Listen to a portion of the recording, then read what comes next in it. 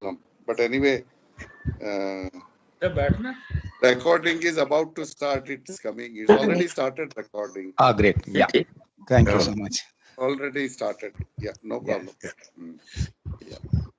So, good morning to Professor Raja Ramani and good evening to my colleagues here. I'm extremely grateful for you to agree to give first Krishnanunni Memorial Lecture. It is really very important for us because this is the beginning of our activity, and I think there is no better person than you to start this memorial series. And I also thankful to my all colleagues who have been very supportive and in all these activity. And it's also very important for us to remember Dr. Krishnanunni on this day.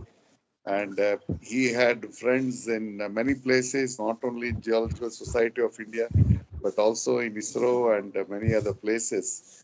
And apart from his scholarly knowledge, he was a very fine human being. And whoever comes in his contact will become his fan. So we would like to cherish his memory forever. And we have set up a small group in his memory. And we would like to start this activity with you, Professor Raja Ramani. And I'm sure that your vast experience and you will be able to tell us about very important topic on which you have suggested. With these few remarks, I hand over to Dr. Parsati. Yeah, I request all of you to please mute. Other than the speaker, nobody should be unmuted. Otherwise, there will be some echo and all those things will be coming. So please, everybody should mute. So may I now request Dr. Parsati to take over and conduct this. Dr. Parsati. Thank you, Dr. Naik. I am simply overwhelmed by the number of participants in this first meeting, first Krishnanunni Memorial Lecture meeting. And I have been given the responsibility of introducing the speaker. Though I don't think I am capable of introducing such a towering personality, but as is required, I'll briefly introduce him because if I read his achievements, entire thing, probably I will take more time than the speaker in completing that. So I would like to be brief on this one. Professor Ramani was born and brought up at Calcutta, and he did his intermediate from Astos College, Calcutta, and he did his BSc honors from ISM in mining engineering from ISM Dhanbad, affiliated to Raji University at the time. Now it is an independent IIT as such. And then in 1962 to 1962, he happens to be the batchmate of Krishnanunni. I can proudly say that probably he was knowing Krishnanunni much earlier than most of us, because he was his batchmate, and all of us came to know him afterwards only. And 62 to 66, he was a mine manager, coal mines manager in Coal India Mines in East India. And 66, he migrated to Pennsylvania, where he did first joined as a research assistant. He got his MS degree in 1968 and PhD in 1970. He joined as an assistant professor there itself in Pennsylvania University, and became an additional professor and then full-fledged professor there. And since then, he has been guiding a number of students, research scholars in the Pennsylvania University. To his credit, there are about 200 research papers co-authored and an authoritative test on my mind evaluation, contributed to 25 books, handbooks, and encyclopedia, and edited the proceedings of 15 national and international seminars. He has been awarded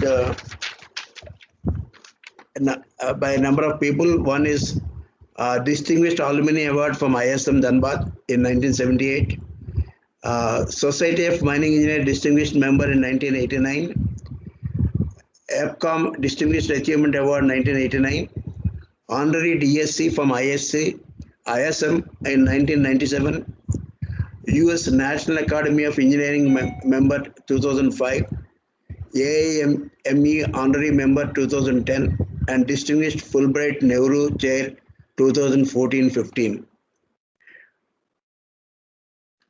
He is a life member of the Mining and Geological Metallurgical Institute of India and directed US-sponsored research and seminars in India on computer applications, longwall mining, groundwater issues, and environmental planning. His contribution to mineral engineering in teaching, research, and service have been widely acknowledged for their excellence and significance, with several awards from academia and technical and professional societies of the United States and abroad. It is most befitting tribute to Mr. Krishnanunni that his batchmate has agreed to give the first memorial lecture, and at the age of plus 80, the effort Professor Ramani has taken to prepare this lecture and to seek our opinions earlier about the idea, and then was really laudable, and I thank him profusely for agreeing to give this one. I request Professor Ramani to start his lecture, please.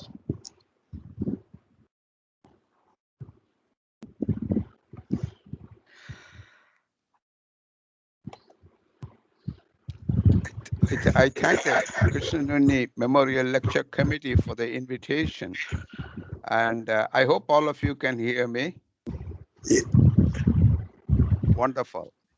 A very happy welcome to each of you and participating in this broadcast, particularly members of Krishnanunni family.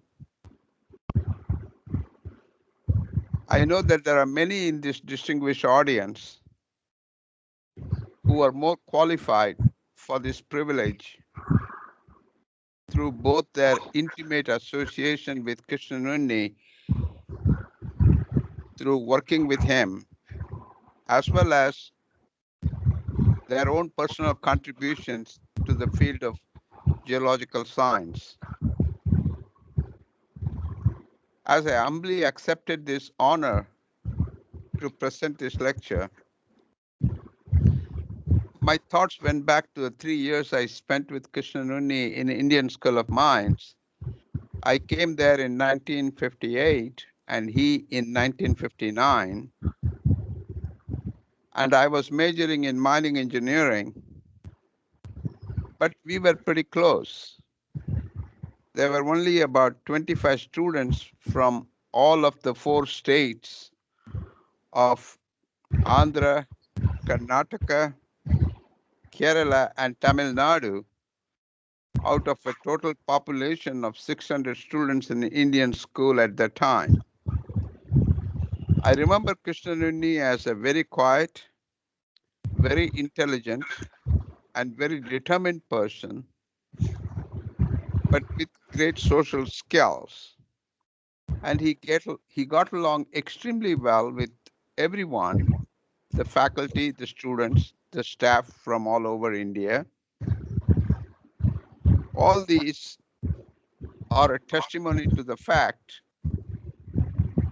that I'm not surprised at all. He rose to the zenith of the career of a geologist, being the director of the Geological Survey of India. And along the way, garnering some distinguished achievement awards in remote sensing, an emerging field when he entered it, and contributing to sustaining development through his Dow map concepts. And sustainable development is still, today, an emerging field. Krishnanunni was far ahead of his time in his thoughts and vision. It's a reflection of the high regard that many of you have for him, that nearly 2 decades after his retirement and his sudden passing away last year, within a very short time, you were able to set up this WhatsApp group, which has become so informative and communicative tool for geologists. I follow this group very well, and I'm getting educated every day with such wonderful contributions from various members. I'm impressed with the memorial volume that was put up by the Geological Survey of India. And I'm equally impressed with the fund that you have set up. I am pleased to be a part of this group. Krishnanunni is a great leader. Most of all, as Dr. Naik indicated, a very fine individual, worthy of emulation. When I was invited to give this talk, I thought about a number of subjects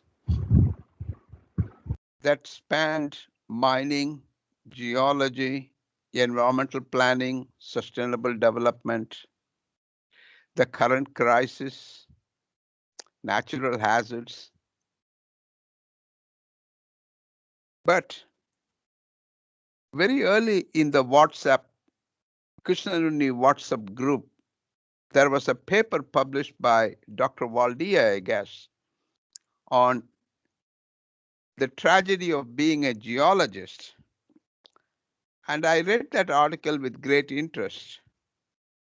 He lamented over the fact that despite the importance of the work of geologists go unwept, unhonored, and unsung. Two of those three things have been severely compromised. So you have to ask, what are you really paying for? But then, what is the reasonable alternative to going back right now? On reading the article, we're also seeing a number of being a mining engineer, my first reaction was, welcome to the club. Mining, one of the oldest of human occupations and professions, is blamed for a whole gamut of ills of the society. We are blamed for raping the earth, to polluting the lakes and rivers, to causing acid rain and global warming. It's a sad fact that mining engineers' work get noticed for all wrong reasons. And at such time, when something goes wrong, tragically, like an explosion, a fire, or an inundation, or a dam burst, ground collapse, killing scores of people, leaving mining professionals and profession in a pretty defensive mood. This lack of appreciation of some professions and professionals stem from the lack of ability of the public to associate these fields and professionals with the safety and security concerns of their daily life and livelihood. The less the ability to relate the cause and effect, the more the lack of understanding. The second reaction was, it is important to explore the means by which the real tragedy can be avoided. The real tragedy being the consequences of lack of understanding, the essential work of geologists and miners, and the synergistic relationship between the natural and cultural resources for sustaining all life on this planet. For example, the debate is still on as to how to address effectively the negative image of the mining industry in public's mind, to improve the mining practices to ensure sustainable development, and to continue to provide the society with its minerals and fuel needs of the future.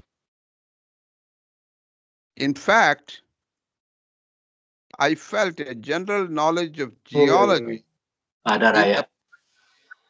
in the public is important to the safety and security of individuals and nations. Its importance is to be stressed in all fields of education, from grade school to graduate school, and is to be imparted to the general public. I thought this will be a good subject to speak on, something dear to maybe to late Sri Krishnanunni and to his friends' hearts. As I said before, I will stress again, there are many in this audience who are more qualified than me to talk on this subject, and more importantly, probably make it happen.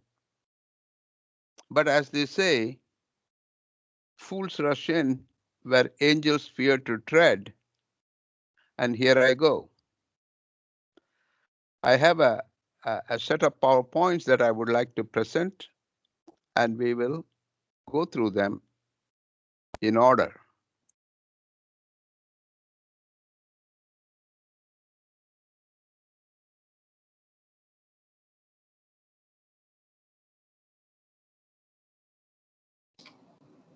Mr. Pasate, is anybody helping?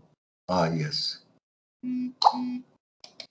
Okay, the PowerPoint has to be placed on a presentation mode.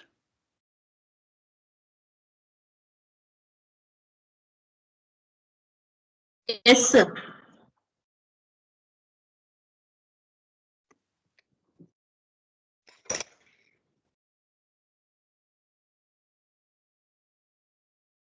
Let me see here.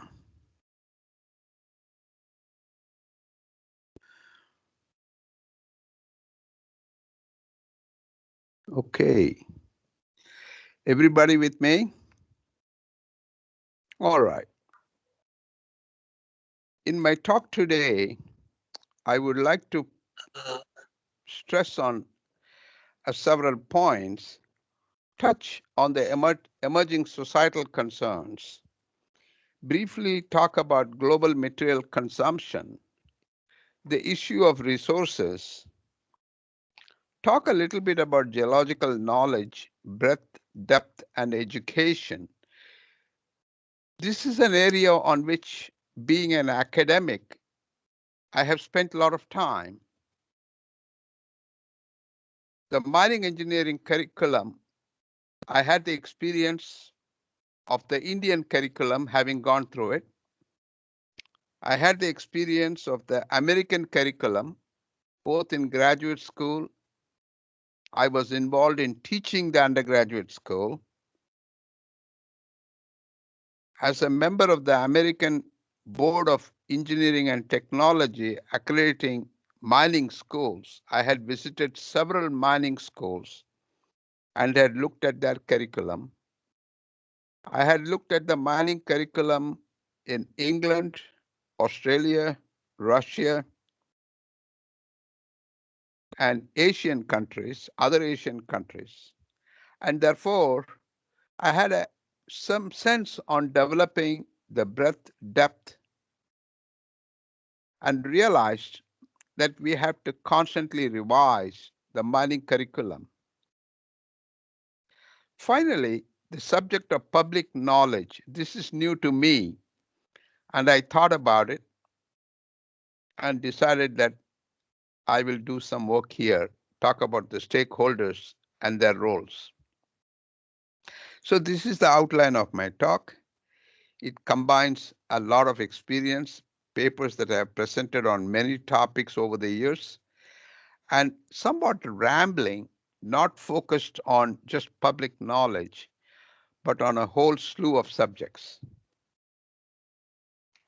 I hope you bear with me. There are several issues that confront today's society. The first and foremost is industrial growth. One of the questions is it really worth the consequences? Is industrial growth something that we should be promoting? Second question is, are industries really contributing? Are industries a win-win situation, or are there some winners and some losers? We have global warming, we have waste, we have great concern on land use. There are many other issues. And the question is, these are a growing concern world over, and industrial growth and industries' contributions to this have come into question. And they are the very reason we question whether we need this kind of industrial growth and these kinds of industries. Questions on Earth's life-sustaining capacity, particularly are we threatening life on Earth, eventually threatening the human survival itself?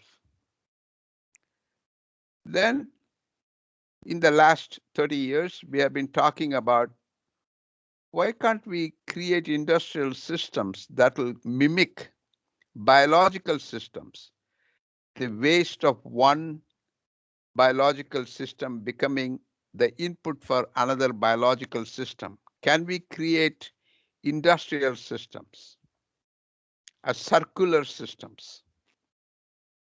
And of course, we are working on sustainable development. 30 years now since it was proposed, a goal that is very easy to accept, but not very easy to develop.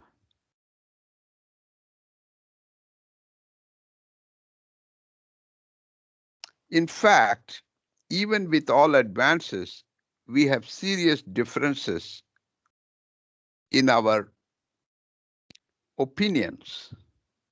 This is a cover of a Business Week, September of 1984 in the United States, that talked about the death of mining. Sorry, Dr. Ramani, just sorry to interrupt. I think we're still seeing the first slide without the, it's not in slideshow mode. That's what we're seeing. It's not moving forward? Yeah, it's still on the first slide. At least it is for me. I don't understand. Yes. My screen, the slides are moving. No, we are seeing only the cover slide. Are you seeing this slide? The second slide? No, we're still on the first slide. I think it's probably shared. If you just share it again, it probably would work. Okay, let's go back and take a look at it. I'm sorry. No worries. Thanks. Can we go to the share tray? Let me go back. Let me see if I can go back to my original screen.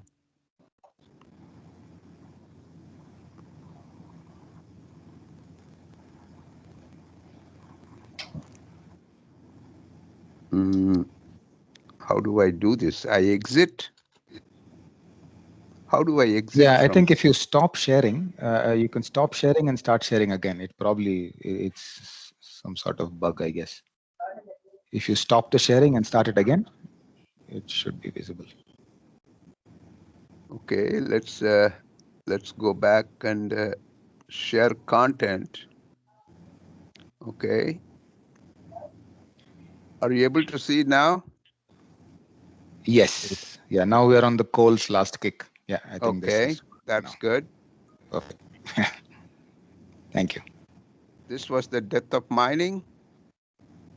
Mhm.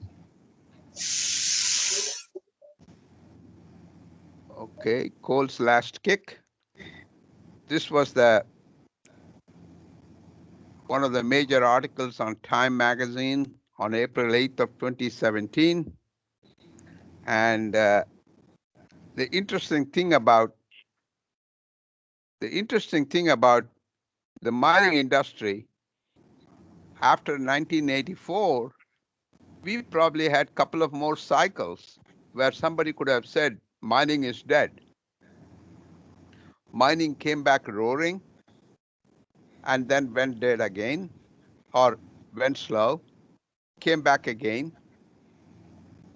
But constantly, the growth has been bigger than ever before. Finding new deposits, greater demand, more growth, new mines, and therefore, the reports of my death have been greatly exaggerated, was an American author's comment when he found that he was reported dead. And that's true of mining as well. Now, coming back to coal, my point is, while it is true that coal industry may not grow as anticipated, it is also true that demand for coal is not close to dying soon.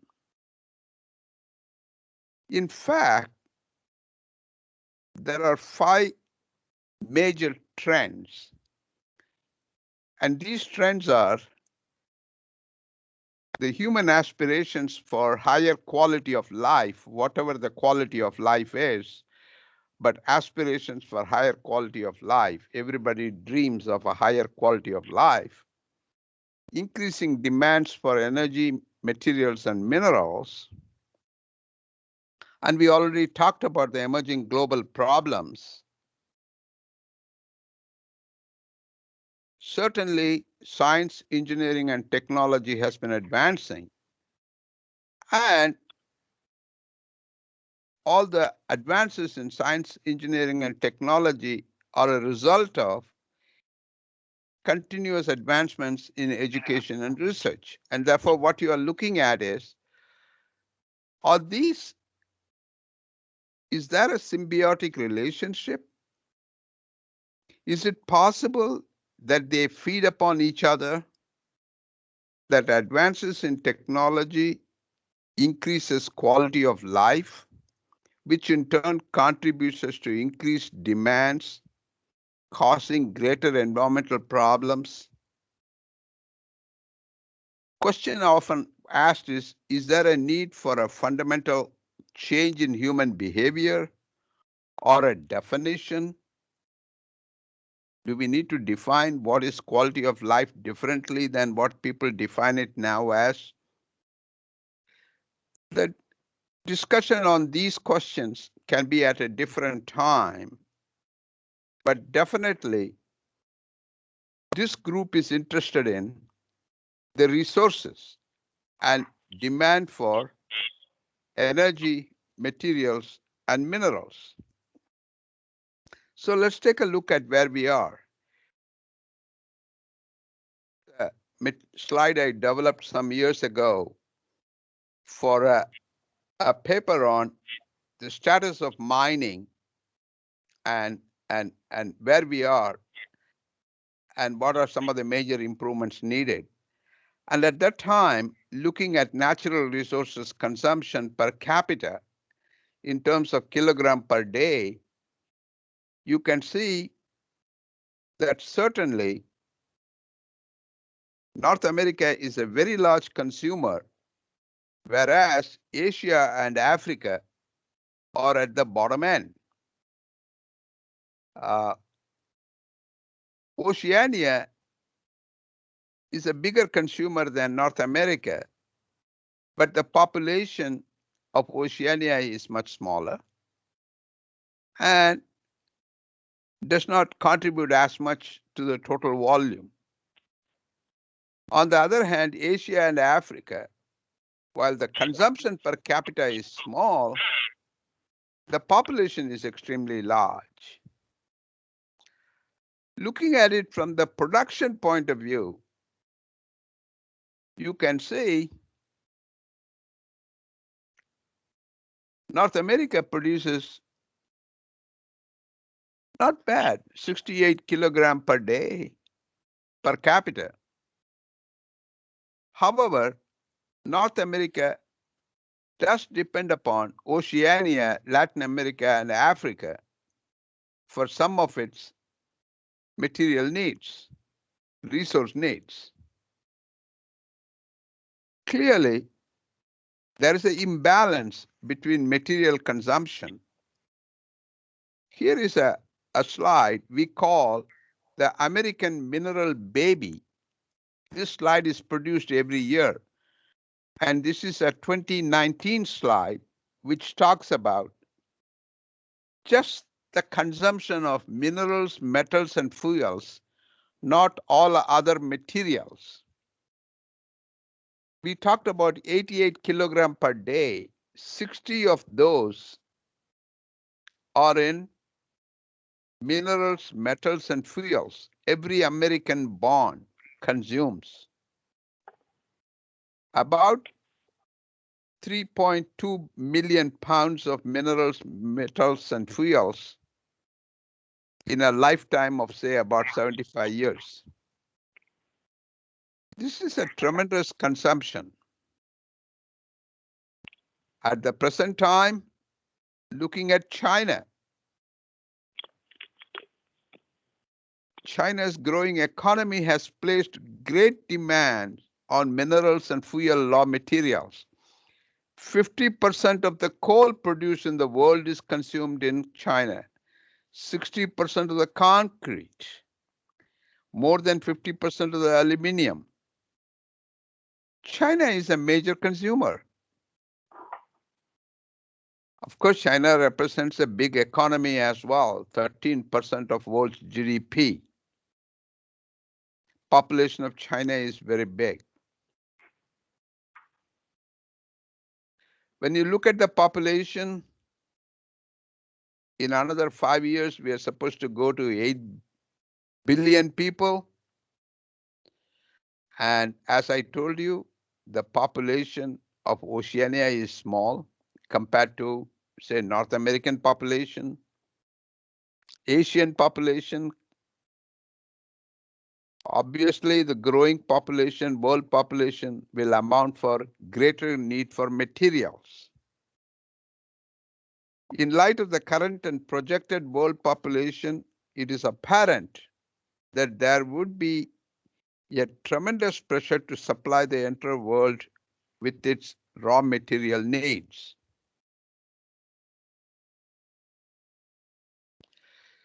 So let's take a look at the current trends. Global consumption of materials in 2020, last year, exceeded 100 billion tons. Minerals, ores, and fossil fuels accounted for 75% of that. Availability of food, water, energy, and minerals is a major concern. Materials and minerals demanded in the future are likely to be different, and you are looking at a new metric, global material footprint. And this is supposed to be growing faster than both global population or GDP. So what you are looking at is new materials. What are these new materials or new minerals? Because of the concern for global warming, greenhouse gases, increase in the use of renewable energy, different modes of transportation. What we are looking at is different changing demand for minerals and materials and energy sources requiring future production, supply of these materials to be different.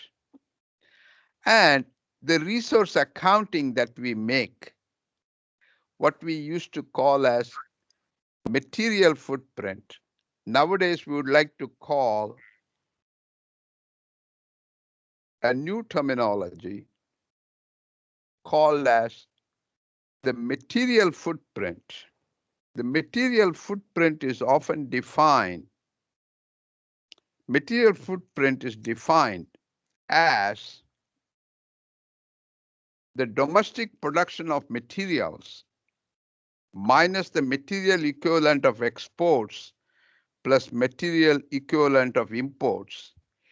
This accounts for materials in the production chain, accounts for extraction, processing, and consumption of materials, whether they are from within or without. And if you take a look, the material footprint of countries like United States is so high compared to, take a look at India, Africa, about five times more. And therefore, the problem is not equally distributed, and these cause some issues. This raises some questions. The high material footprint in developed countries reflects the high use of materials in production and consumption. But much of it is produced in other countries and they are not using it.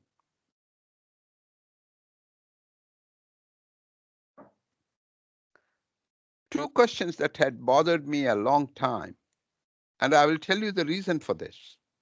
Coming from India, I was told we want to extract all the coal underground. I can tell you, when I was a mine manager, we had to go and try to recover the last few tons of coal remaining in a pillar. When I came to United States, I found we left behind pretty close to 50 to 60% of the coal underground. And when I asked one of the mining engineers, that's a hell of a lot of waste. His point was, it's not worth it. The profit on that coal was not very good. A different value to the coal. For us, the value of the coal left behind was so high, we didn't want to leave it behind. For them, the cost of mining that coal was so high that they didn't want to mine it. So the value of resources, the cost of resources, cost of resource use.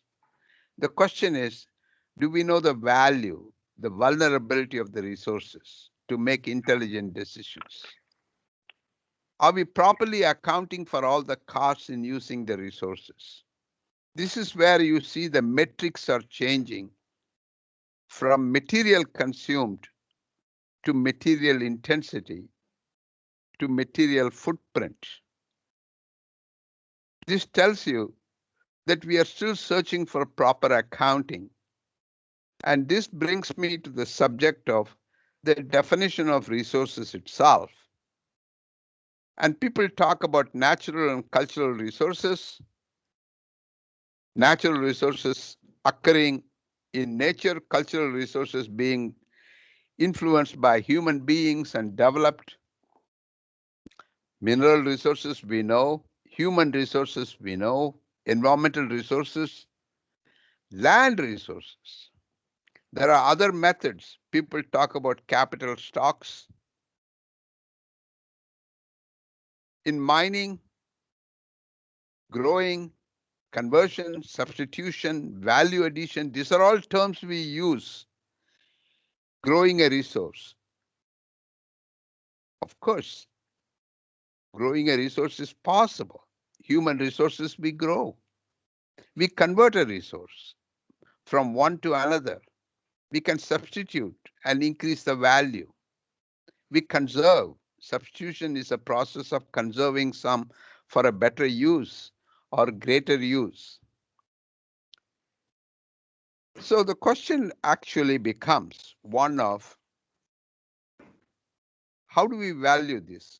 Clearly, human resources have very many special characteristics. Land resources, particularly habitable land resources, are in great demand. The importance of resources and their proper characterization, utilization, and accounting, in my opinion, have not been fully appreciated, even by concerned personnel, let alone the general public. And this goes back to my public knowledge. If you don't know how valuable the resource is, you don't know what to do with it. Throw it away, save it for future, sterilize it, preserve it for no use. For all practical purposes, planet Earth is the source of all human resources. And it's a very restless one. The planet is suffering from ceaseless processes of wind, water, ice, volcanoes, and earthquakes. And they are constantly changing due to these natural processes. So Earth resources have always evolved. They have changed. However, it is important to realize that humans had started contributing to the work of natural processes with their activities from the earliest of times. But it is the advent of the industrial era, coupled with greater demand for materials and their processes, that have led to the current problems.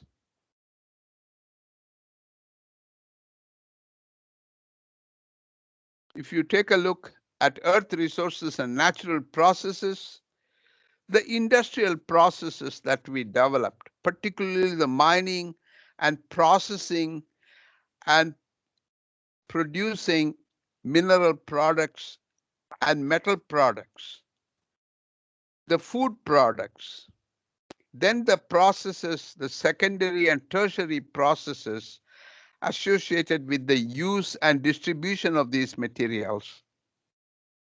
All of a sudden, they also influence the natural processes and in turn contribute to earth resources. At the present time, the geologists call the present generation Anthropocene era, I guess. I read this word very recently.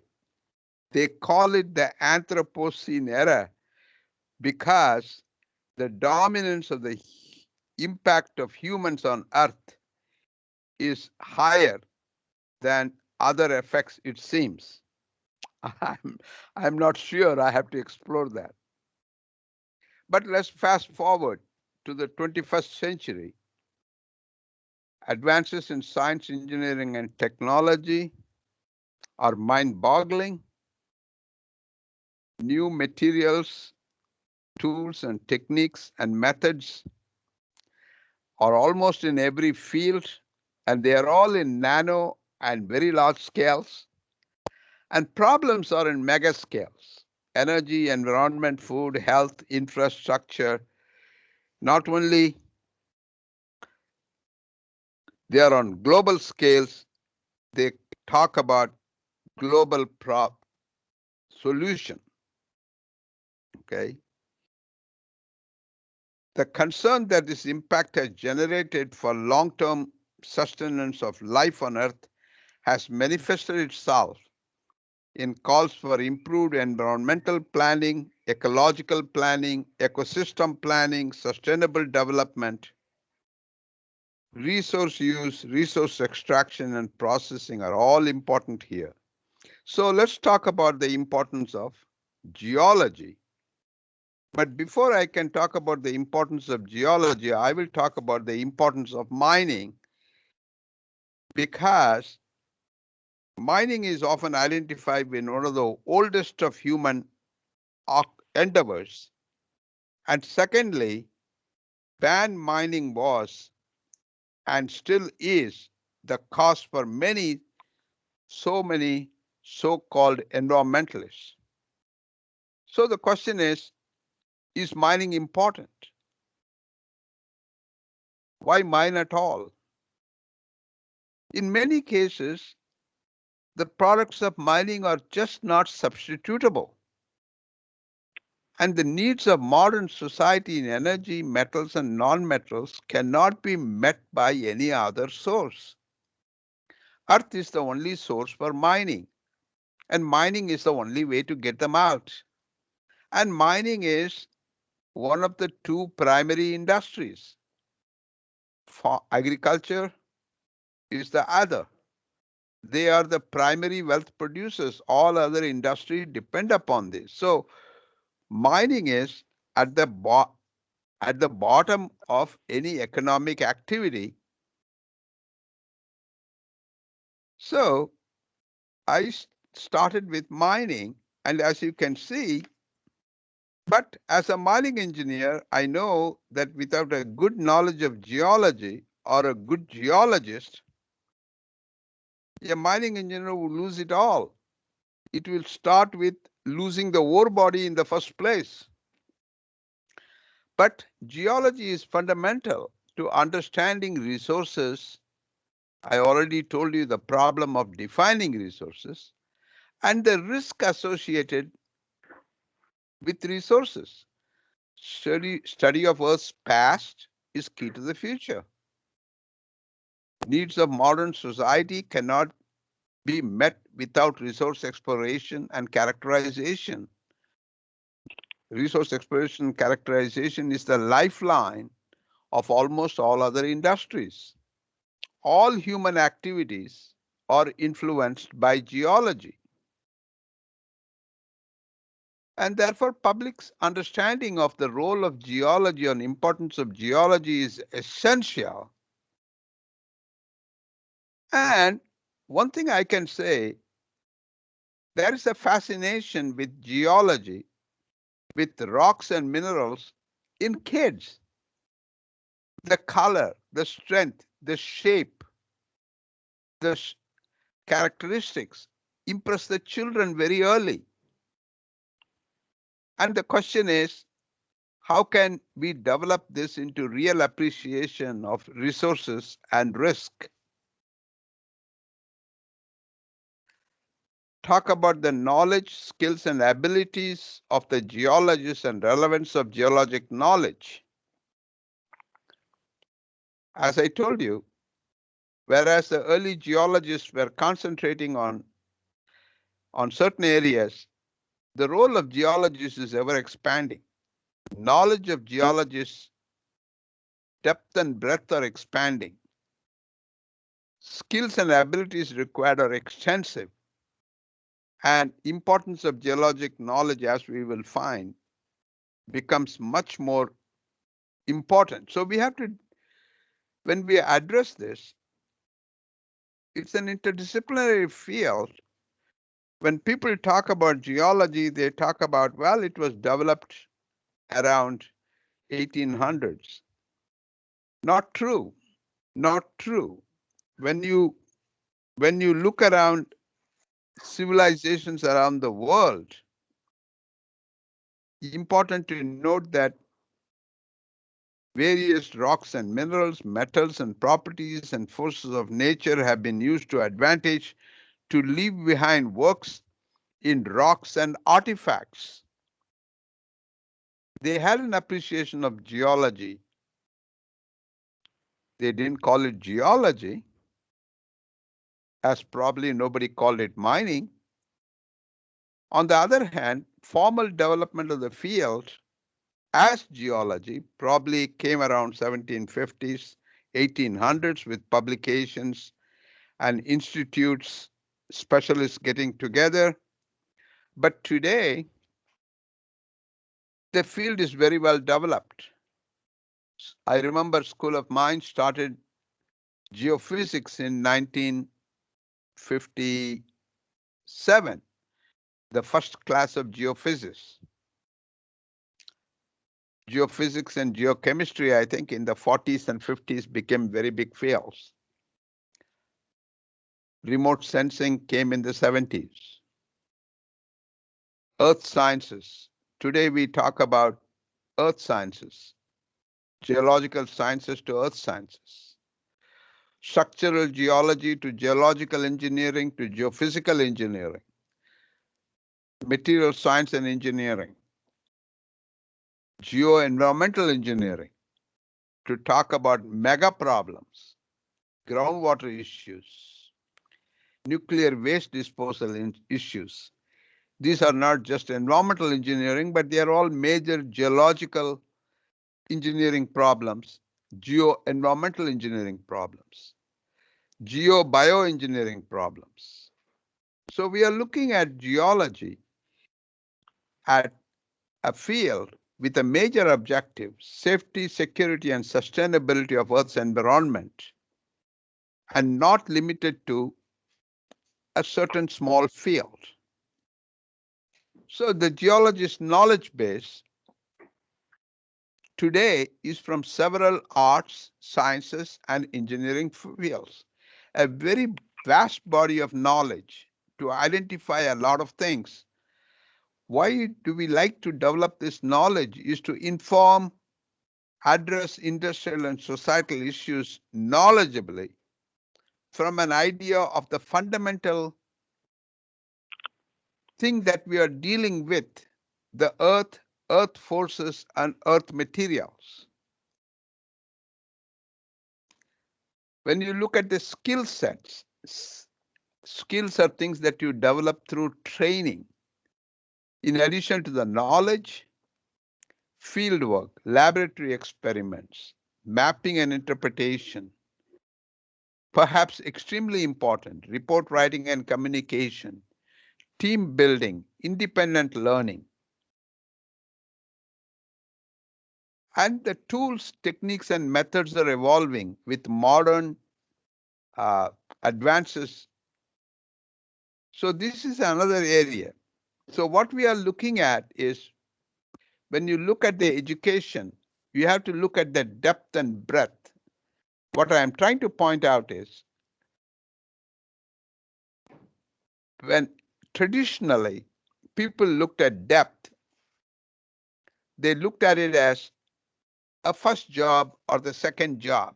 Electrical engineer, well, you want to specialize in electrical engineering, generally you go to work. The first or second or third job may be an electrical engineer, but you certainly need the breadth, because after the fourth or fifth job, you will become a leader, a manager, a project manager, a company executive. You need the breadth. You have to make a lifetime contribution. So depth is discipline specific. Breadth is needed for career path industry of the future and meet societal expectations. And the question is, when we started thinking about in the 1900s, what are some of the major issues in the 21st century?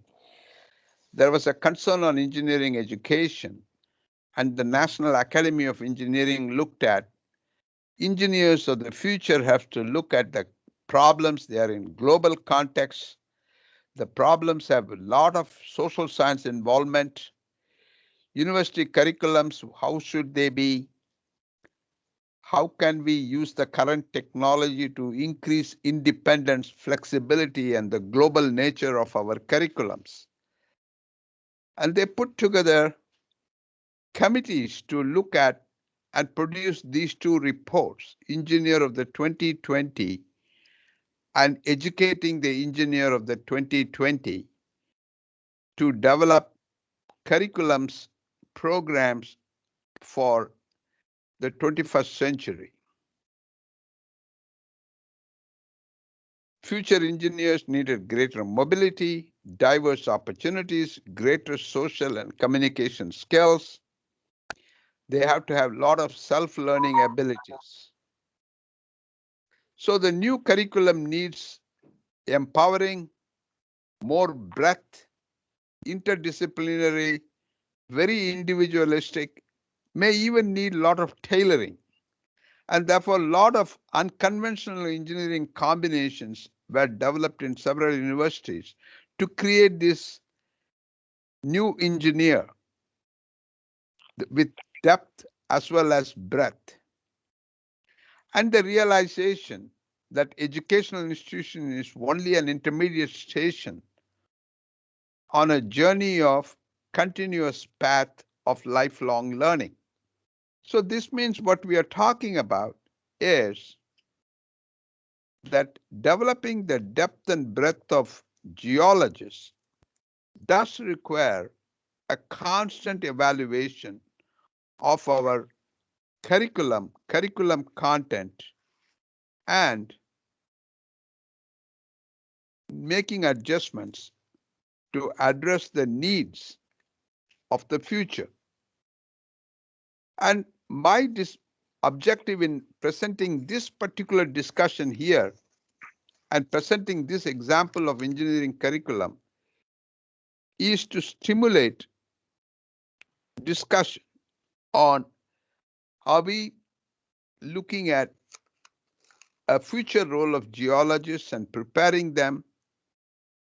And one of the issues is the education of the public. What are we doing as institutions? Let's talk about the public's knowledge of geology. This is the last part of my. The subject of public's knowledge is very complex. It's easy to explain, very difficult to develop. These are all some quotations I had looked at. The general public is poorly aware of the serious limitations of earth resources. Okay, they don't even know where coal comes from. I have had lot of discussions with people on what is mining. Why do we have to mine? You can say this about anything, but when you have to talk to them about resources and earth resources, this is interesting. There's a woeful lack of geological awareness facing society today. The reason for this is we have seen road cuts, civil structures, infrastructures, highway constructions on geological structures that are unstable. Natural events become natural disasters because natural events can occur. We can't prevent them, but we can prevent disasters from occurring by preventing people doing things where natural events can occur, like building dams, other hazards and disasters. So this idea of relationship, risk, and avoidance is very fundamental to public knowledge. So when we talk about geologic data and knowledge, who are the stakeholders? How do we ensure that the stakeholders share this data and have responsibility to develop this public knowledge? And I identified these 4 stakeholders: government agencies, companies, educational institutions like schools, universities, technical societies, and the public themselves. Okay? And these are very big. When you talk about government agencies, we have national, state, local, and others.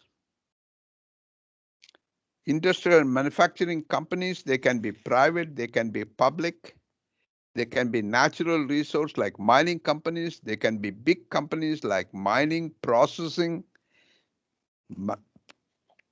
manufacturing, all into one.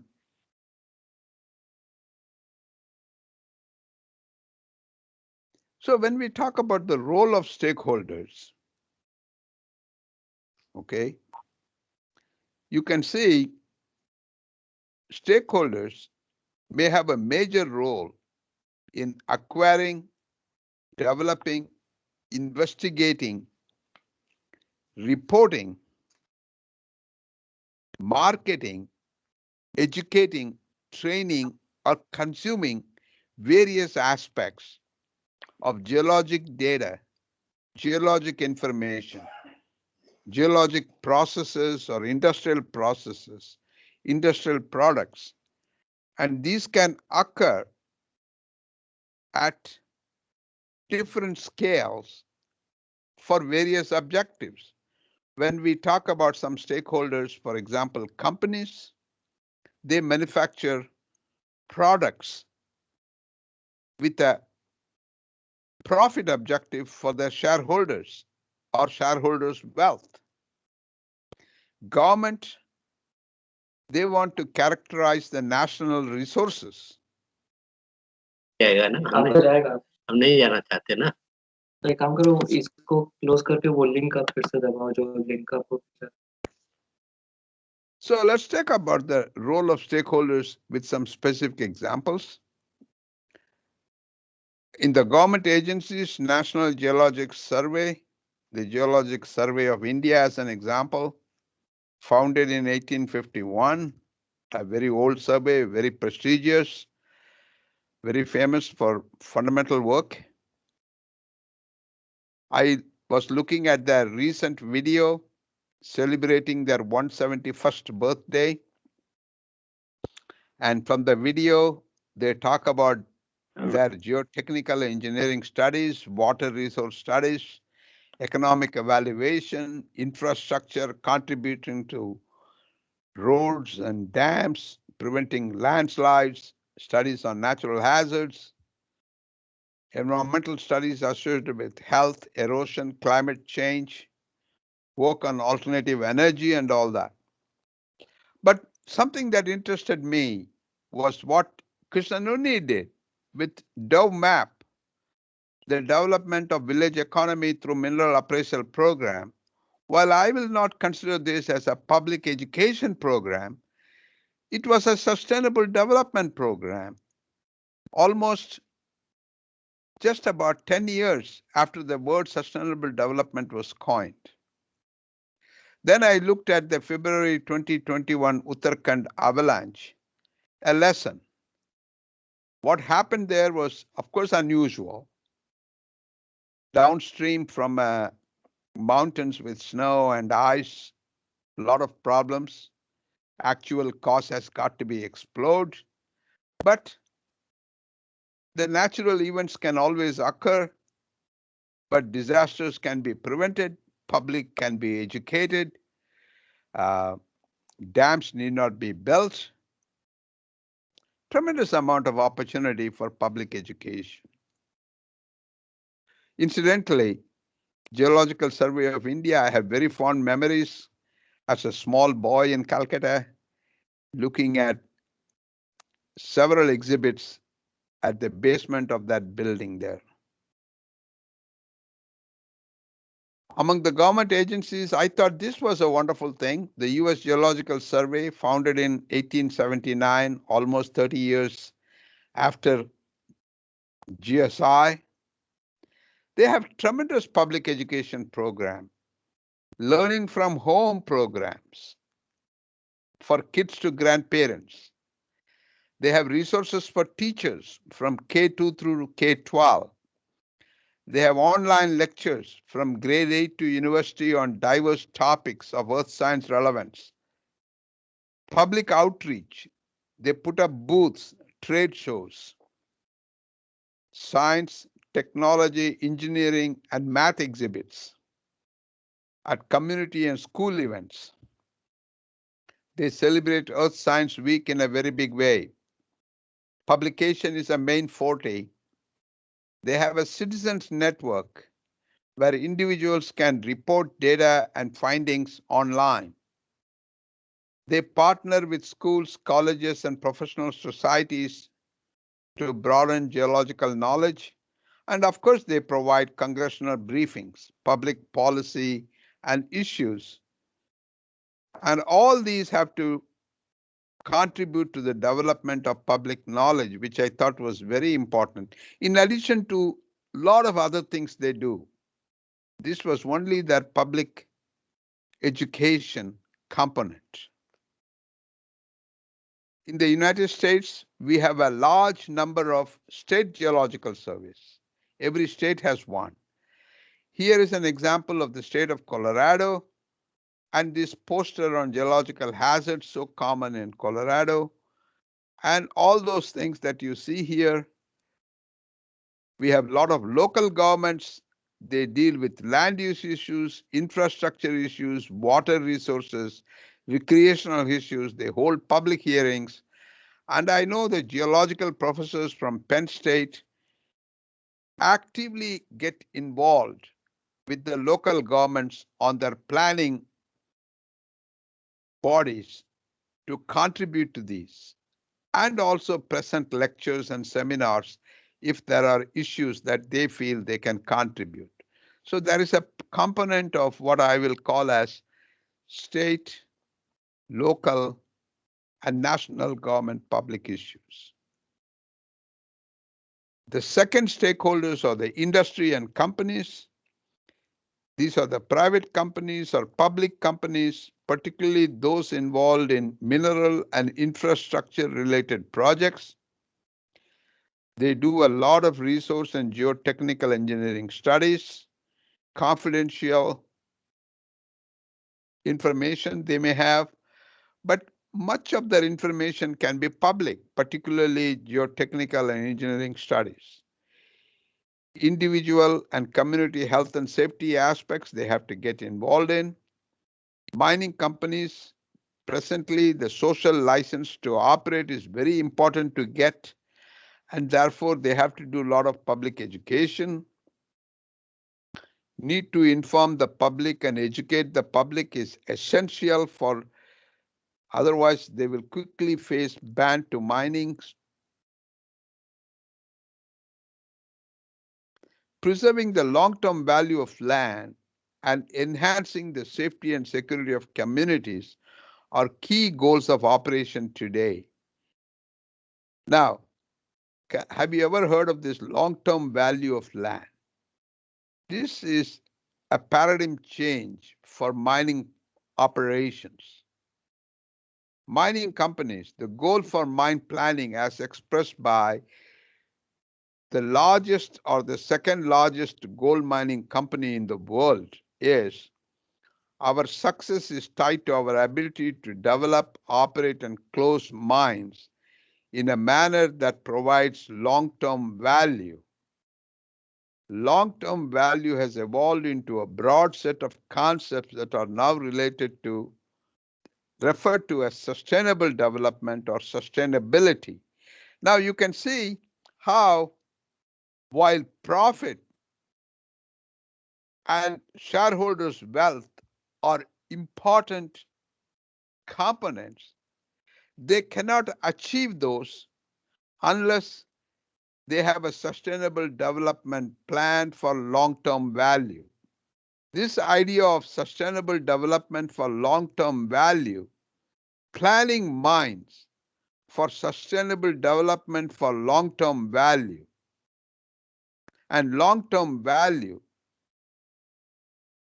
it may take 50, 60 years, but they have to plan for it. This is what I call as a paradigm shift, and public education is needed. Finally, educational institutions, the third component. This can be schools, universities, technical societies. They do more formal public knowledge, seminars, short courses, extension programs, extremely important, camps, educational tours, consulting, publications, hotline services, traditional things that universities do, but not very often. Unless somebody pays for these things, they don't happen.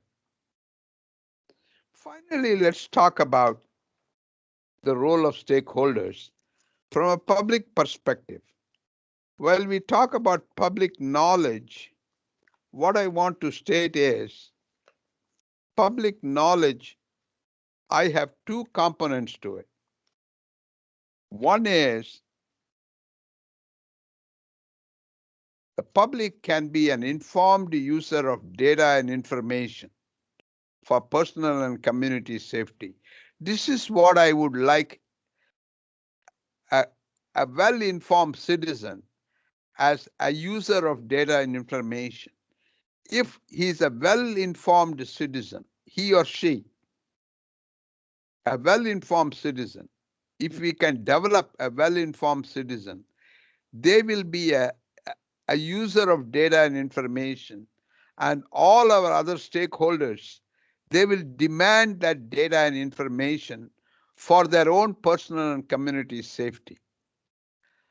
But their second important role is to act as a community reporter on findings or supplier of this data and information to other stakeholders who have relevant job on planning projects.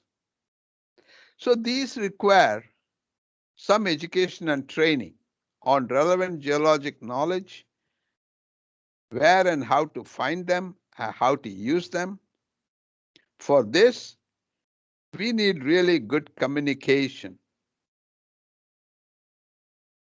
robust, easily accessible, and well-trained people to provide this information to the public.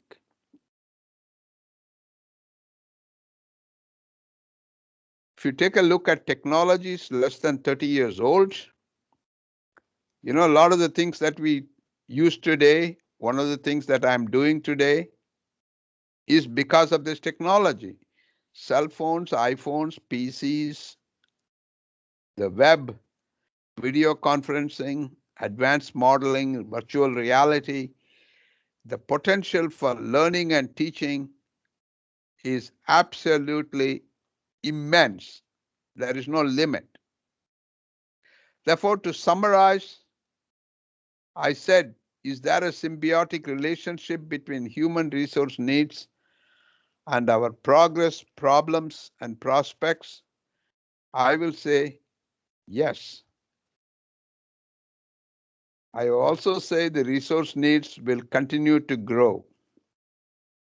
And geologists have already signified the present age as Anthropocene era because the impact of human on Earth is more dominating. But it is also the human quest for knowledge and improved application of this knowledge that will address effectively all our problems. And therefore, our urgent need is to find ways and means so that not only geologists, but all humans, the general public, can contribute to this cause. I think when I look at the late Sri Krishnanunni's career, I will say he lived for it. He worked for it. He found ways and means by which all of his friends and the people in rural areas can contribute to the growth of the nation. And I'm so happy I had this opportunity to present this lecture. Thank you very much.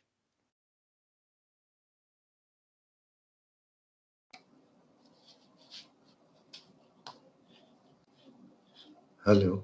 Can you hear Hello. me? Yeah.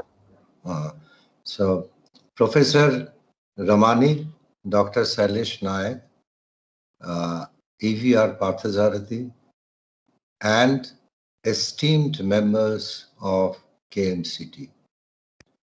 At the onset, on behalf of the Krishnanunni Memorial Charitable Trust, it is my privilege to express great appreciation and deep gratitude to Professor R V Ramani for his erudite presentation of the first Krishnanunni Memorial Lecture. Professor Ramani, in this paper, has conveyed that a need is there for a paradigm shift where all the functionaries of resource handlers should have geological understanding, environmental sensitivity for long-term sustainability. Proper awareness must be inculcated from school and graduate college levels. I take this opportunity to extend grateful thanks to Dr. Sailesh Nayak, Director NIAS and President KMCT for his continued encouragement and support to the activities of Krishnanunni Admirers Group. Right from the formation of the trust, bringing out the obituary in Journal Geological Society of India, a life sketch in newsletter of MGMI, and publication of the special volume in his memory by GSI, and present event of the first memorial lecture on the birthday of Sri Krishnanunni. Our heartfelt admiration and thanks to Sri EVR Parthasarathy, Deputy Director General Retired GSI and Secretary KMCT for his relentless initiative in organizing the group and all its activities in respectful remembrance of Sri Krishnanunni. He has been the prime mover of this endeavor. Hats off to Mr. Parthasarathy. The help and cooperation received from the office bearers and members are also gratefully acknowledged. It would not have been possible to raise a sizable fund and achieve the planned target activities without the wholehearted support of the members. It may not be out of place to mention here that a cash prize of 10,000 rupees along with citation will be awarded to the best student of class 10 in the school at Paravur, Kerala, from where Sri Krishnanunni had passed out. We are thankful to Mr. K. Narayanan, brother of Sri Krishnanunni, who has agreed to take the responsibility of handing over the award to the student. Last but not the least, the services received from the officials of NIAS in organizing the online meetings and follow-up actions are greatly appreciated. Thanks to one and all. Good night.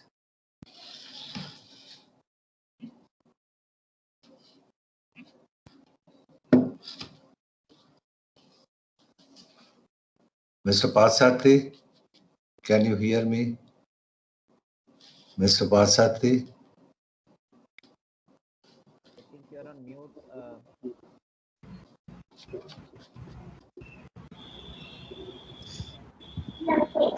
Hello. Am I audible? Yes. Yeah. Yeah. We have heard a dense package of information from Professor Ramani, and I think much needs to be followed up by our country, particularly in the type of public awareness and mining activity, which includes reclamation of the land to the original state. Now, we have prepared a citation to be presented to Professor Ramani, and that is here with me, that I would like to show it, and then it has become 2 pages of A3 size, and we are arranging to, I am arranging to send it by courier to him as soon as possible. Again, thank you very much, sir, for your great effort. Thank you.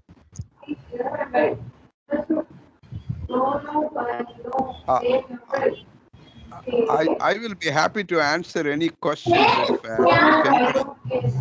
if anybody has any questions.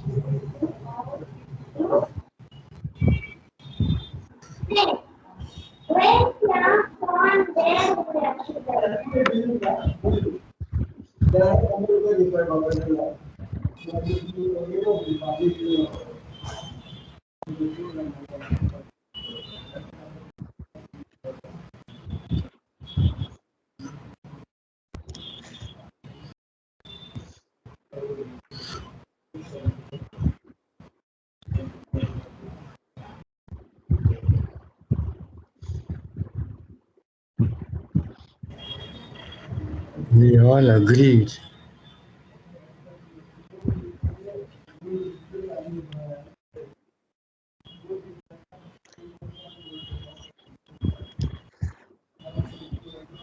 We are fortunate.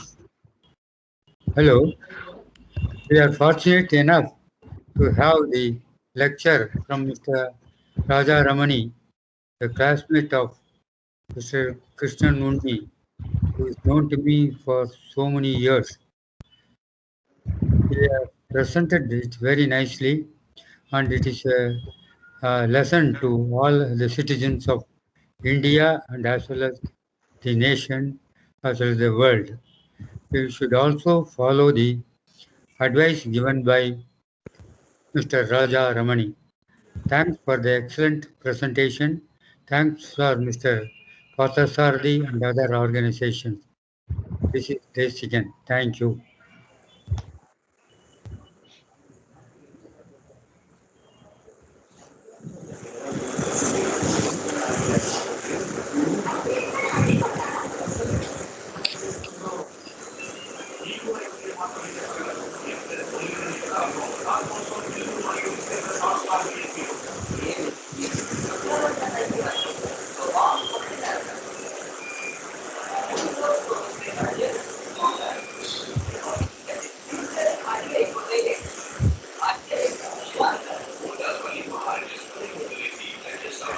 Dr. Kesaswamy, can you summarize your views? Yeah. Because you're a non-geologist. It was a great learning for me. The disproportionate production of minerals across the globe and disproportionate consumption of minerals across the globe. I do understand there is a serious issue, and there is no straightforward bookish solution for this. That also I understand, though I am not a geologist or mining person. And more, on behalf of TCS, I am involved in building strong relationship with academia. So in that context, what Professor Ramani shared in America, the kind of public awareness created by different societies and different state governments, taking geology knowledge to the general public, including school kids. It was really very interesting thing. I don't think we do have on similar scale, taking geology to every segment of the society in India. That is what I think. See, for example, the granddaughter had her early education in America. She thinks in that line now. See, I am sending this to Mars. I am bringing the stone, and stone will have a lot of minerals. Like that, she is trying to tell me, a small kid like that. And the kind of exposure what Professor Ramani was talking in America, I think that is an interesting lesson for us. It was a great learning for me, sir. Thank you.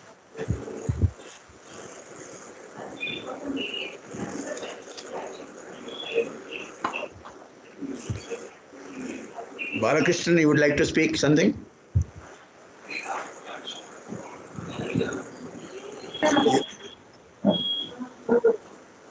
Nothing special as such.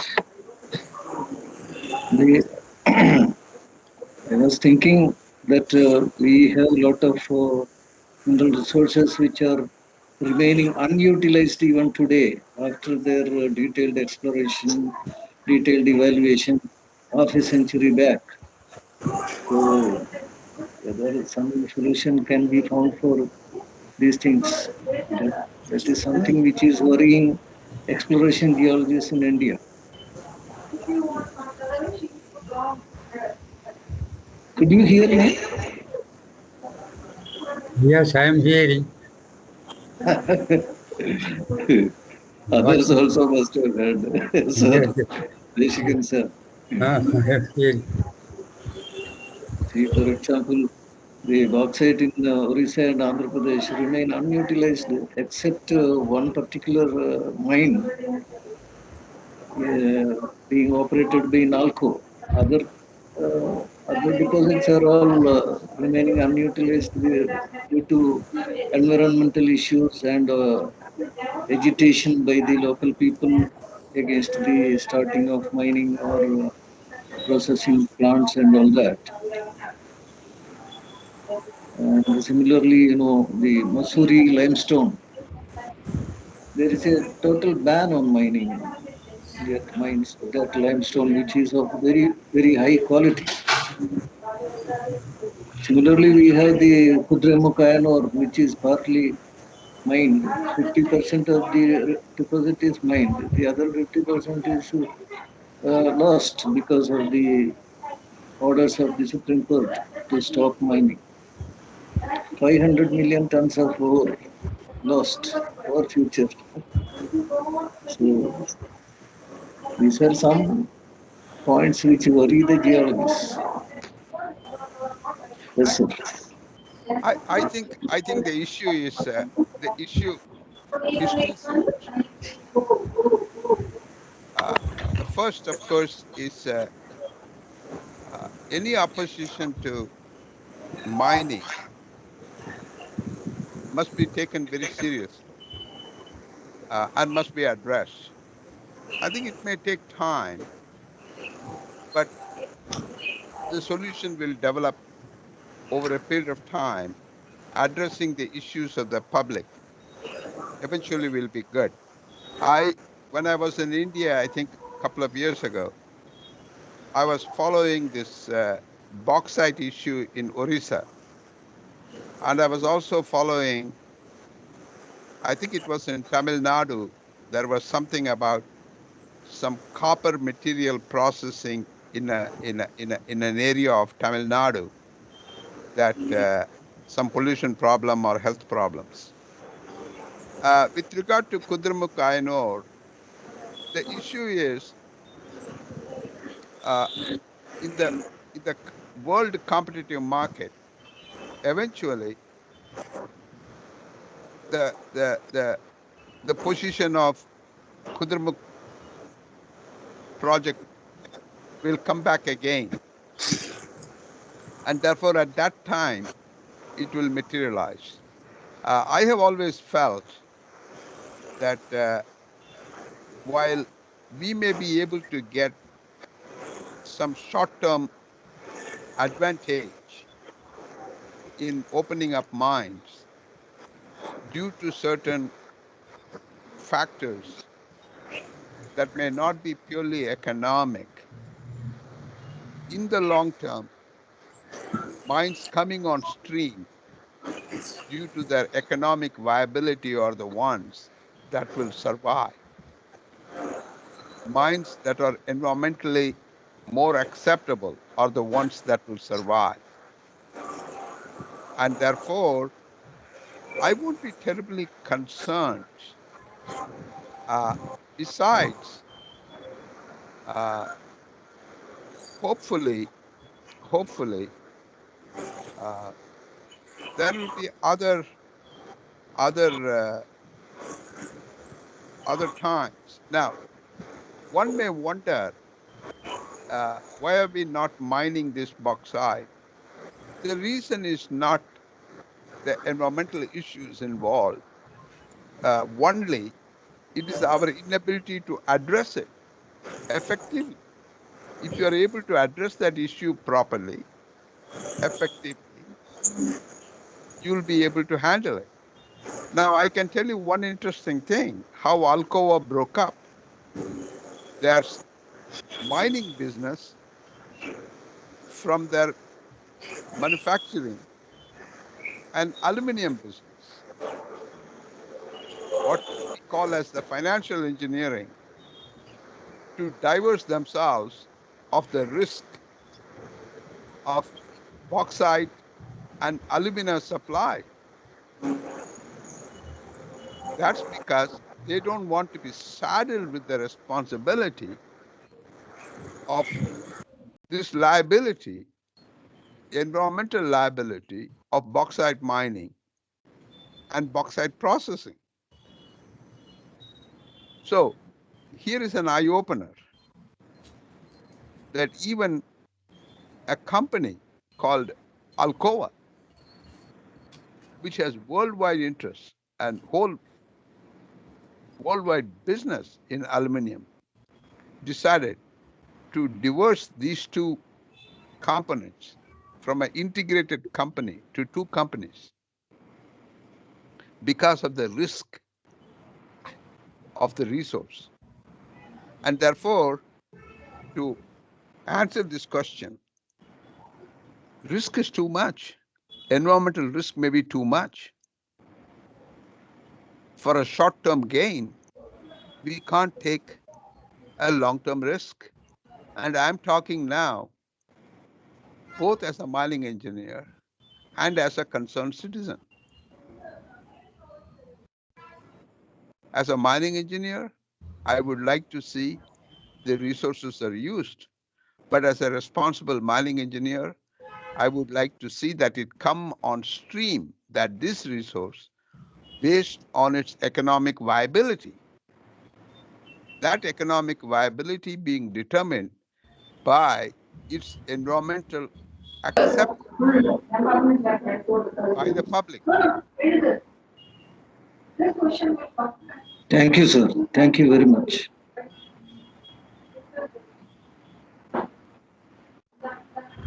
One more point, Dr. Ramani was telling me during telephone talk yesterday is about the sharing of the profits of a mine. Normally, an investor mines the deposit, makes huge profit, maximum uses the local people as laborers only, nothing more than that. He advocated that, Professor Ramani was telling that there is a need for involving individuals of the villages as well as local self-governments in profit sharing. It is not just working as a laborers, they should share it's their property as such. If that type of thing comes, things will be better in our country. Lovely. The point was it is not as much as profit sharing as it is what the slide I put up on the changing mine planning paradigm.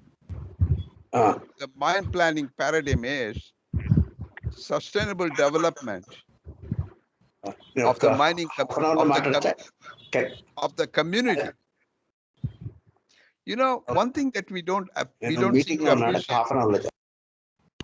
The one thing that we don't seem to appreciate, the habitable land as a resource is an extremely precious resource.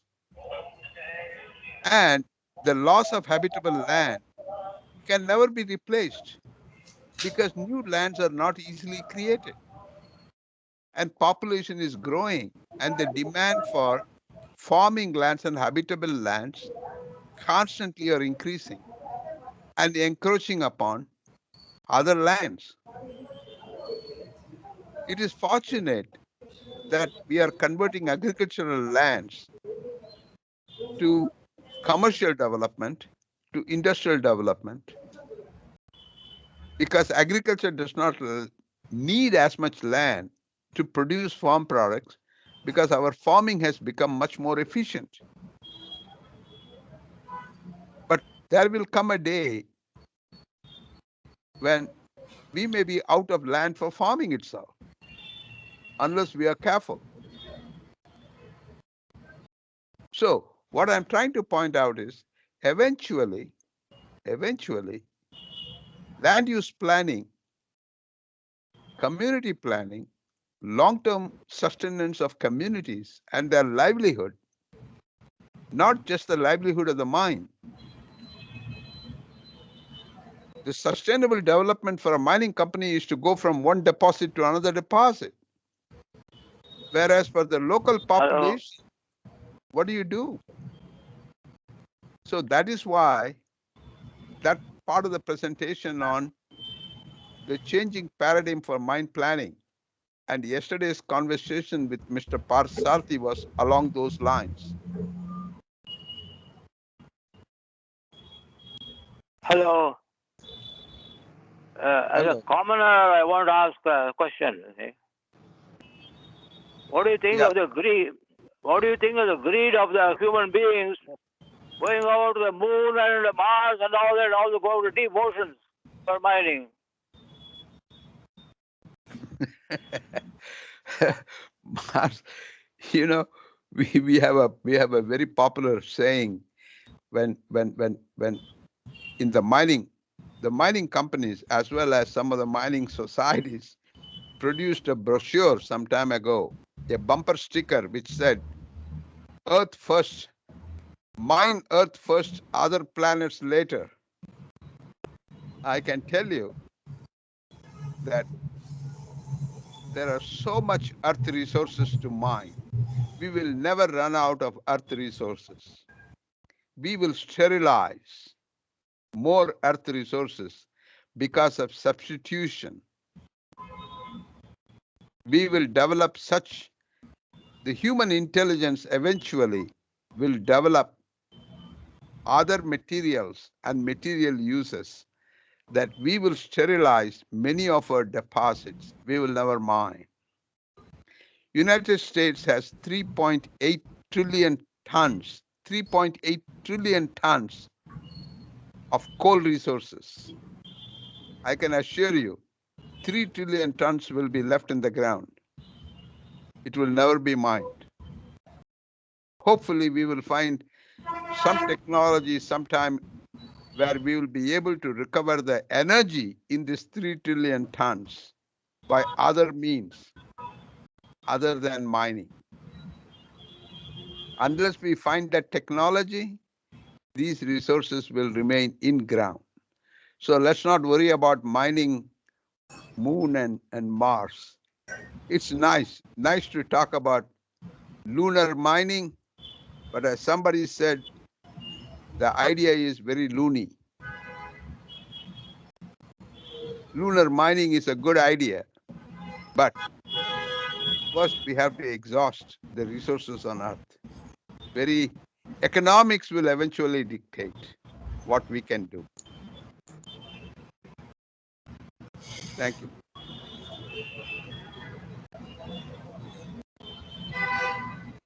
Of course, we have Mendeleev's table of 108 elements, you see, so we can always find substitution for anything. For example, now, you see, for example, lead, we have gone to ion, you see, so we can always find substitutes for anything.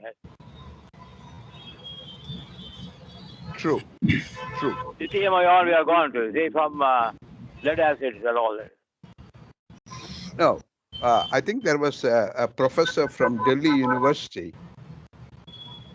He was pointing out that the future demand for minerals will change rapidly because of this renewable energy requirements for wind, solar, and electrical vehicles, storage batteries, photovoltaics, all these.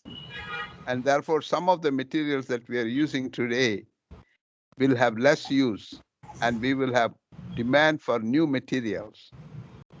And similarly, we will find substitution products maybe more easily manufacturable. If we can find ways and means by which, as I told you, a circular economy where we can produce materials from waste, convert waste to useful materials, then we will have solved one big problem, a very big problem.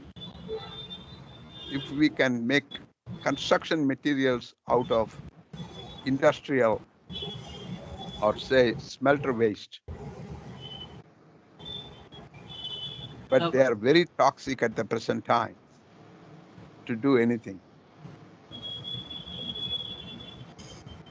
Professor, in that context, when you are talking about why why mining is important. In that slide, one of the bullet was because what produce you get from mining is not substitutionable. Possibly the word not substitutionable is with reference to the present condition you are talking about, possibly, right? That's right. At the present time. At the present time, we should be constantly researching so that what we have produced, we can use everything. You know, one of the most interesting thing about the banana plant is, if you take a look at the banana plant, it provides everything while it is alive and even when it is dying. We end up using the heart of the banana plant. So banana plant serves you during its entire lifetime in many different ways, every component of it. We don't waste any part of the banana plant during its lifetime. Fruits, raw material, eating. Similarly, once you mine some stuff, we have to find ways and means of using every bit of it, rather than say this is a waste. It's a waste because we have not found it useful yet. So there is research needed. Other point is recycling. See, by recycling, we are trying to save so many of mining. For instance, the paper industry is almost surviving on recycling. So also the iron industry, the steel industry, you know, by recycling of all that, they are all surviving. Less requirement for iron and steel and all that. So I think recycling must be given a lot of importance. True, but recycling in many cases is not practiced. You know, one of the things you will see about the United States, if you want your 1950 automobile to be fixed, they say, take it to Cuba. And in Cuba, they will fix your 1950 American automobile because they are still running it there in Cuba. In the United States, it's difficult to even fix an automobile that was manufactured in year 2000 because we are a disposal-oriented society. We don't even try to fix things, let alone recycle. And because the cost economics doesn't work that way. On the other hand, if recycling can be made more and more economic, we can recycle more and more material. And therefore, recycling, substitution, finding new uses, all these eventually comes down to, in a private economy or a profit-oriented economy, to economics. Okay? Where economics does not matter, you can do anything. Ultimately, the loss somebody else is bearing, the government, the public. On the other hand, if I have to bear the loss, I won't do it. So what I'm suggesting is, what appears to be a easy solution differs from place to place. But waste to wealth is always a good idea. Instead of mining something from the ground, if we can do something with what we have already mined, you will save a hell of a lot of cost and save a lot of planet too.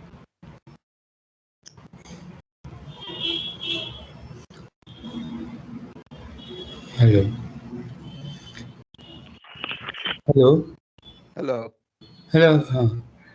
I want to just a point. You have correctly pointed out waste is not a waste. because it depends upon your on one's taste.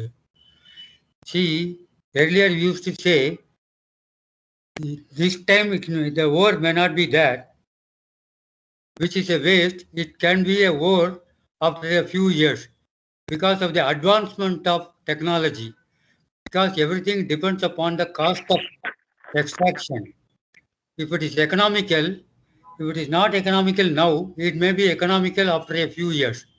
So, for example, iron ore, much less quality of iron ore is being taken in Germany, whereas we in India we throw it as a waste.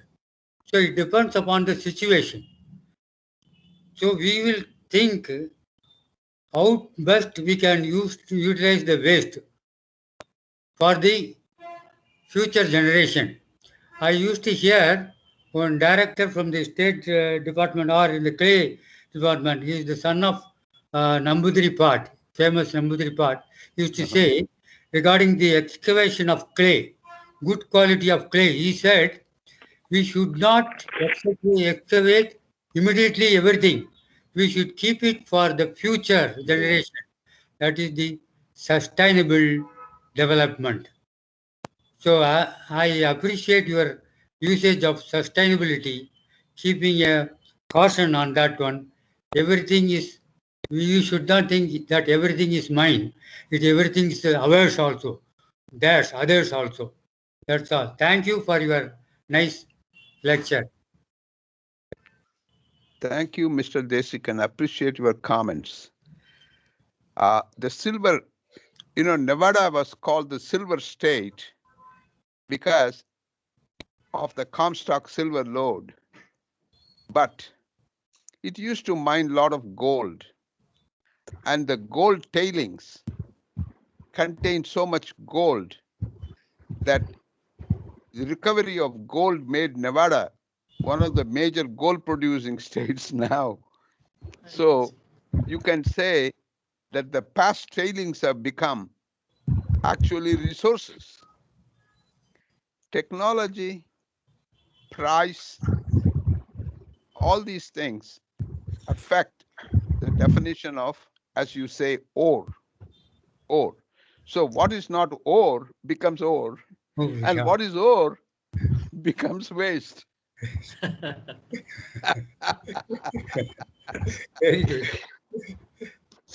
Okay, I think if there are no more questions, Dr. Gupta has already conveyed his vote of thanks, but I thank Dr. Ramani for his very illuminating and informative lecture. And more importantly, I thank all the members of the trust who have joined today's meeting and participated in the discussion. And I thank one and all. Thank you. Thank you. Thank you. Bye-bye. Thank you. Thank you.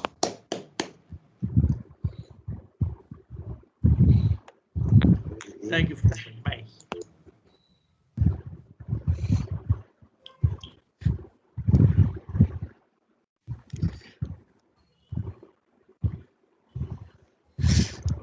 Balla, you joined just now, is it? No, I'm right from the beginning. Okay, good. In fact, I was there at 6:30. I joined you at 6:30.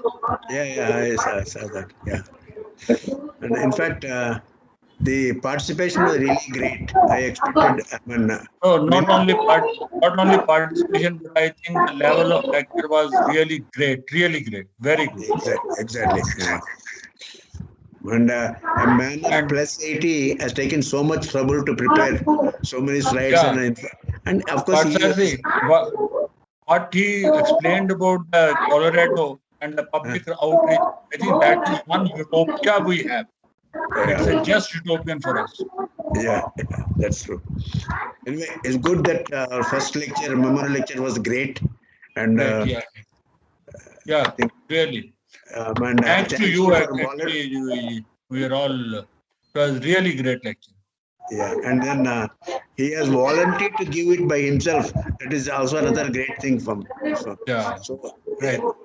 He said, this year I may not be able to come to India, but if you can organize some lecture, virtual lecture, I can give. That was And really the situation was such that it had to be only virtual lecture wherever he was.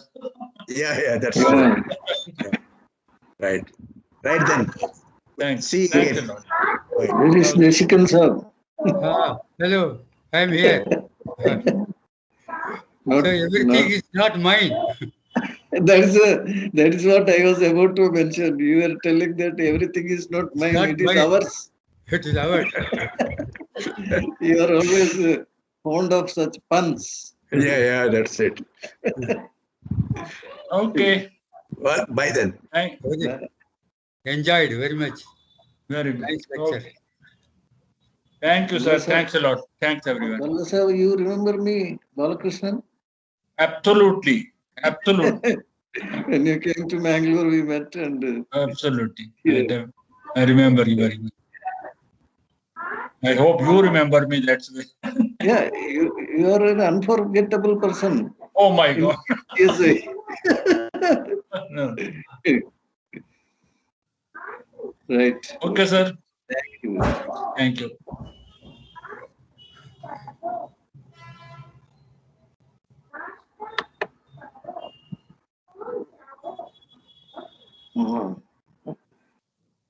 Desikan sir. എങ്ങനെ സുഖം തന്നെയാണോ? സുഖം തന്നെ. നിങ്ങളോട് സംസാരിച്ച് വളരെ ദിവസമായിട്ടല്ലോ. കൃഷ്ണനുണ്ണി പിറന്നാളല്ലേ? ഫോണിൽ ശബ്ദം കേൾക്കുക മാത്രല്ലേ. Now we can. Are you able to see me? Yes, I am seeing you. Are you able to see me? Yes. I am in my room. You can see. What? You are from your room only you are talking? Yes, from my room only. I will ask my wife to also to see you. Kalyani? Kalyani.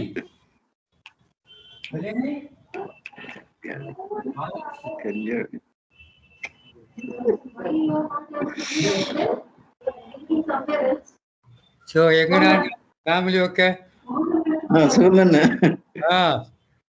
So she has, my wife has given freedom from 6 o'clock to attend. Good evening. How are you, madam? How is it? How is we are fine. How are children? Children, both are fine. Oh, your son-in-law's name is Sandeep, is it? No, Madhusudan in USA. There, Cognizant. Yes, in Cognizant. Cognizant, oh, Madhusudan. I just Sandeep. PB Madhusudan. PB for lead. Okay. PB lead. Yeah, but you know, you have selected a person having your initial PB. Balakrishnan, P. Balakrishnan, so PB. How is madam? Madam is okay? Madam is okay. Just 1 minute. She is okay. All are there. Namaste, madam. Namaste. Hello, how are you? Very nice to see. Namaste. വളരെ ദിവസമായി, വളരെ കൊല്ലമായി. എത്ര? So many years. But now that is Balakrishnan. This is between you and me, or is this all to open to all?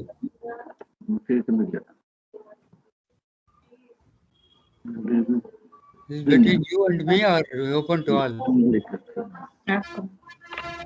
That's how.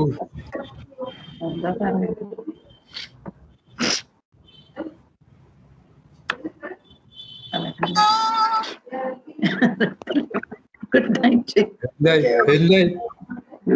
Actually, I was wearing that earphone. So I was not able to hear what you spoke. When she is near, you could not hear.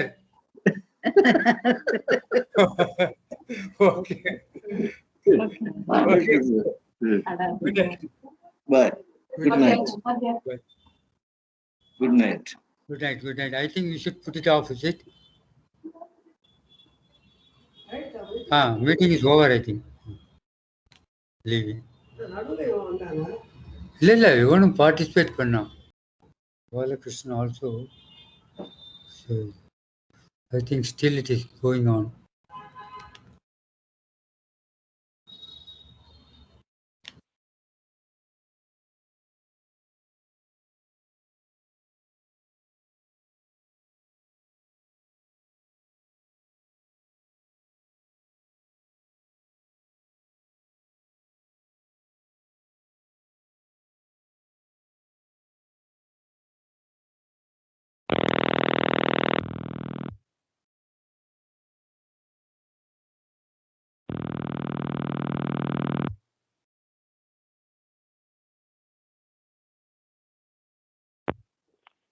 Hello. Hello. Hello. Yes, Salman, I heard the lecture. Very nice lecture. Excellent lecture.